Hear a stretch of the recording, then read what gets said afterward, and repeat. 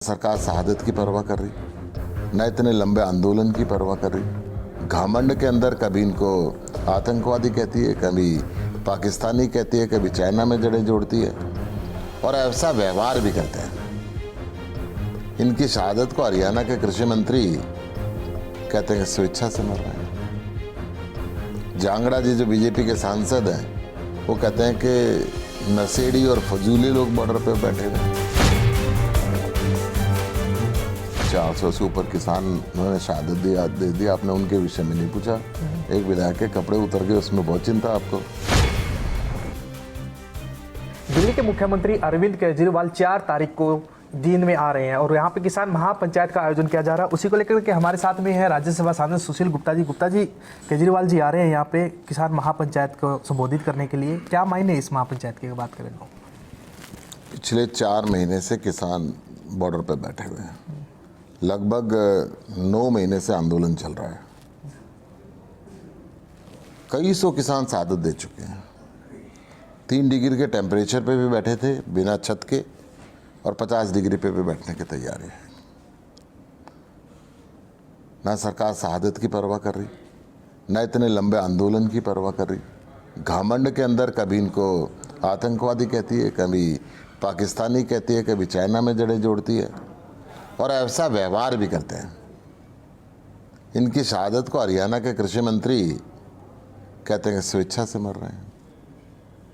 जांगड़ा जी जो बीजेपी के सांसद हैं वो कहते हैं कि नशेड़ी और फजूली लोग बॉर्डर पर बैठे हुए हैं। देश के अन्नदाता का उपहास बुढ़ा रहे हैं। गुप्ता जी, सवाल ये बन चुका है, जिस प्रकार से 4 महीने से ज़्यादा हो चुके हैं आंदोलन को चलते हुए, सरकार के ऊपर जूं तक रेंगती नज़र नहीं आ रही है। क्या मानते हैं आंदोलन जिस तरीके से सरकार अपनी आड़ पे अड़ी हुई है, उधर किसान अपनी आड़ पे हो रहा है, क्या इसका अंत होगा इस आंदोलन का? देखा जाए तो क्या अंत है इसका?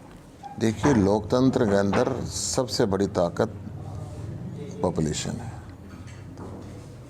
और जब 50,000 से ऊपर लोग एक जगह इकट्ठे होंगे तो सरकार को सोचना पड़ता है। लाखों लोग बैठे हुए हैं बॉर्डर पे, सरकार नहीं सोच रही।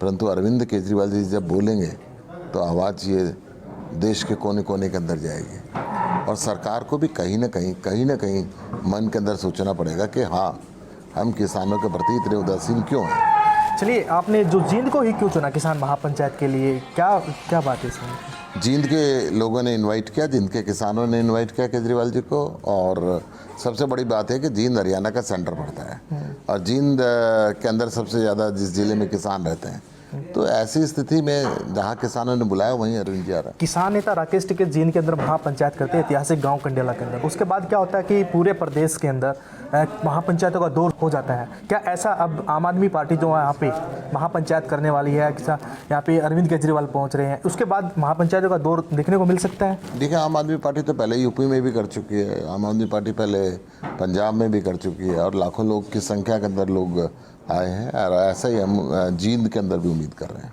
गुप्ता जी, सबसे बड़ी चुनौती यहाँ पे ये है कि आम आदमी पार्टी का यहाँ पे ठीक से होल्ड भी नहीं। अगर बात करें विधानसभा में कुछ मात्र ही वोट मिले थे, इस तरीके से यहाँ पे भीड़ इकट्ठा करना।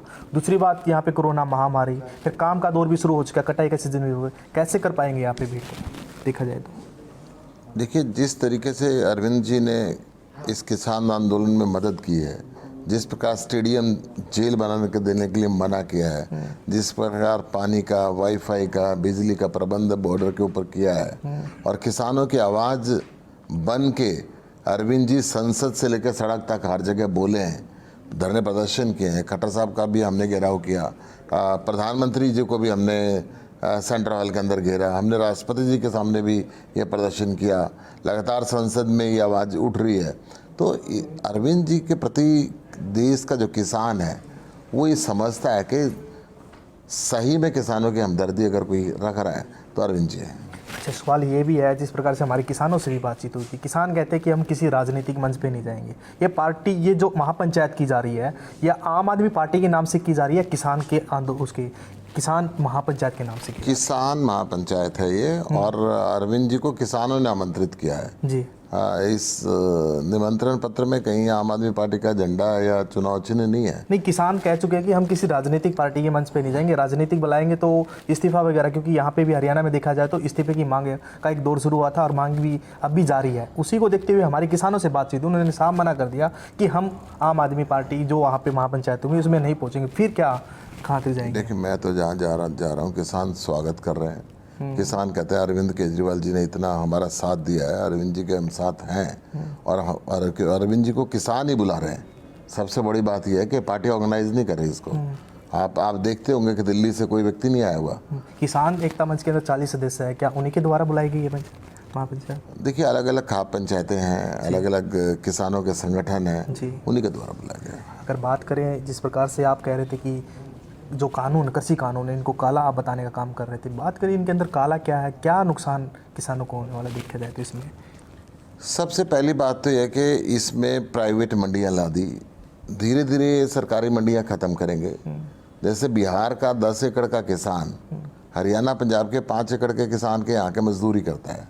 उसकी वजह है कि वहाँ पे सुदृढ़ मंडी सिस्टम नहीं है, MSP मिल नहीं पाती। वहाँ पे 1100 रुपये में गेहूँ बिकता है, 1100 रुपये में धान बिकता है।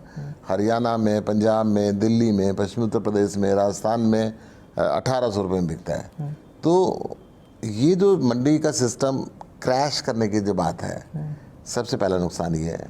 दूसरा नुकसान ये कि अनलिमिटेड भंडारण प्राइवेट व्यक्तियों को दे दिया है। अडानी और अंबानी जैसे लोग फसल के समय पे देश की सारी फसल को अपने भंडारों में भरेंगे और फिर 4 गुना, 5 गुना, 6 गुना रेट पे बेचेंगे। आज पानी जो फ्री में मिलता है उसको 20-25 रुपये लीटर बेचते हैं। तो आप ये समझ सकते हो कि गेहूँ चावल 150 रुपये किलो बेचेंगे तो आम व्यक्ति का क्या होगा।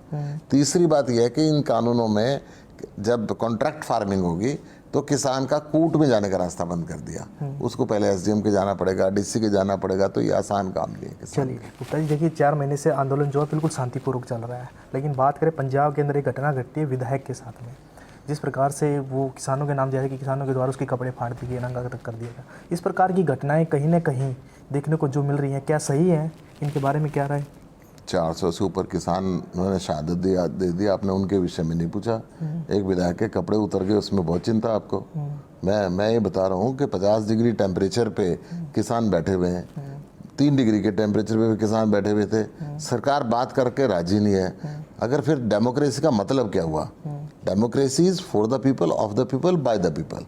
फॉर द पीपल तो ये नहीं रही किसान जो बिल लाए हैं, ये इसमें सिद्ध कर दिया कि लोगों किसानों के लिए नहीं है, अडानी और अंबानी के लिए है। It is not for the people.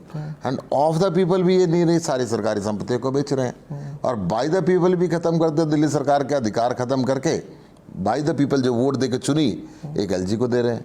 तो अगर डेमोक्रेसी को क्रैश करने की कोशिश सरकार करेगी तो कहीं ना कहीं गुस्सा निकलता है, गुस्सा वाजिब भी हो जाता है। चलिए एक लास्ट सवाल आपसे पूछते हैं, यहाँ पे किसान महापंचायत के दो अरविंद केजरीवाल, क्या मैसेज यहाँ से जा रहा है देखा जाए तो इसमें? अरविंद केजरीवाल जी किसानों की मांग को जब अपने हिसाब से उठाएंगे तो दुनिया के कोने कोने से लोग देखेंगे कि और सरकार को कहीं ना कहीं झुकना पड़ेगा। जी बिल्कुल। ये थे हमारे साथ में राज्यसभा सांसद सुशील गुप्ता जी। 4 अप्रैल को यहाँ पे अरविंद केजरीवाल जी रहे, दिल्ली के मुख्यमंत्री अरविंद केजरीवाल है, और जहाँ पे किसान महापंचायत को आने के बाद संबोधित करेंगे। उसके बाद देखने वाली बात यह रहेगी ये महापंचायत के बाद फिर किस तरीके का दौर शुरू होता है। जिनसे पंजाब केसरी TV के लिए अनिल कुमार।